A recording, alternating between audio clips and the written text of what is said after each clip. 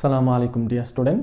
আজকে আমরা তোমাদের কাছে যে অধ্যায়টা সবথেকে কঠিন মনে হয়, কেন জানি বিগত সালগুলোতে কোশ্চেন উত্তর করতে গেলে তোমাদের কাছে খুব যেন জটিল মনে হয়, অনেক অঙ্ক, অনেক নিয়ম, এক একবার বোর্ড এক একভাবে কোশ্চেন করে। ঠিক তোমাদের এই সমস্যাটা শুরু হয় ইয়ার চেঞ্জ পরীক্ষা থেকে শুরু করে একদম ফাইনাল পর্যন্ত, কেন জানি লেগেই থাকে। এমনও স্টুডেন্ট আমি পেয়েছি বিগত বছরগুলোতে যাদের টেস্টের পড়ে যায় এই পঞ্চম অধ্যায় হলেও পড়ানো লাগে, কারণ অধিকাংশ বোর্ডের সময়ই এই অধ্যায় থেকে ফাইনালে 2টা করে অঙ্ক দিয়ে থাকে। তো সেই জায়গা থেকে স্টুডেন্টরা এমনিতেই এটাকে জটিল মনে করে ইংরেজি বাংলা একদম মিশ্রণ করে ফেলে। দেখো, এই অধ্যায় থেকে যদি তুমি অ্যান্সার করতে চাও তাহলে কিন্তু তোমাকে সবকিছু একদম সঠিকভাবে লিখতে হবে। তো আমরা সেই সঠিকভাবে লেখার সহজ উপায়গুলা তোমাদের সামনে তুলে ধরবো। আজকে থেকে আমরা তোমাদের জন্য ইউটিউব চ্যানেলের আমাদের প্লেলিস্টে একদম এই অধ্যায়ের একদম শুরু থেকে একদম বেসিক লেভেল থেকে তোমাদের কনফিডেন্সের সহিত উত্তর করার জন্য একদম সি প্রোগ্রাম অ্যারে পর্যন্ত যা যা আছে এই অধ্যায়ে একদম কনফিডেন্সের সাথে উত্তর করার জন্য এই অধ্যায় থেকে নাম্বার 2টা যদি আসে তাহলে 20 হবে সৃজনশীল থেকে এবং 4-5টা এমসিকিউ কিন্তু চলে আসে এভারেজে। তাহলে সেক্ষেত্রে 25 নাম্বার কিন্তু এখানেই থেকে যায়, তাই না? আবার এই অধ্যায় থেকে আবার তোমাদের ব্যবহারিককেও কিন্তু আসে, তাইলে সেক্ষেত্রে এই অধ্যায়ের উপরে নাম্বার 30-35 পার হয়ে যাচ্ছে।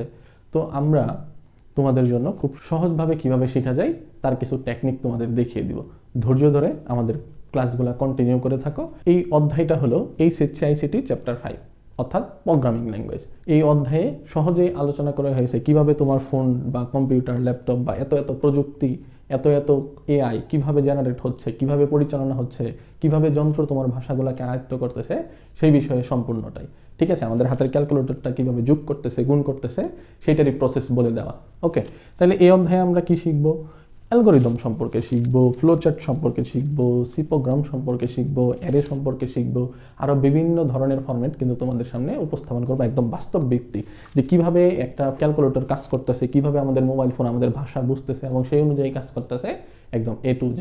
তো আইসিটিতে এভারেজে 30 থেকে 40 নাম্বারের মতো যদি নাম্বার উঠাইতে চাও তাহলে কিন্তু এটাই তোমার জন্য একটা আকর্ষণীয় সুযোগ। সেক্ষেত্রে তুমি কিন্তু এই স্টাডি টেবিল এডুকেশন আমাদের ইউটিউব চ্যানেলের প্লেলিস্ট থেকে একদম সিরিয়াল অনুযায়ী ভিডিওগুলো দেখতে পারো। আমরা সেখানে পরবর্তীতে ধাপে ধাপে প্রত্যেকটা টপিক একদম ব্যাখ্যা বিশ্লেষণ করে তোমাদের সামনে উপস্থাপন করব। এই অধ্যায়ে তোমাদের যদি একটু আমি নমুনা দেখাই কিভাবে আমি সাজিয়েছি, দেখো একদম অ্যালগরিদম, সেটার সাথে সাথে ফ্লোচার্ট কীভাবে কাজ করতেছে, সেই সাথে এটার আবার সুন্দর করে এক্সপ্লেনেশনটাও তোমাদের সামনে উপস্থাপন করব, যেন খুব সহজেই তুমি লাইন বাই লাইন এগুলো লিখতে পারো।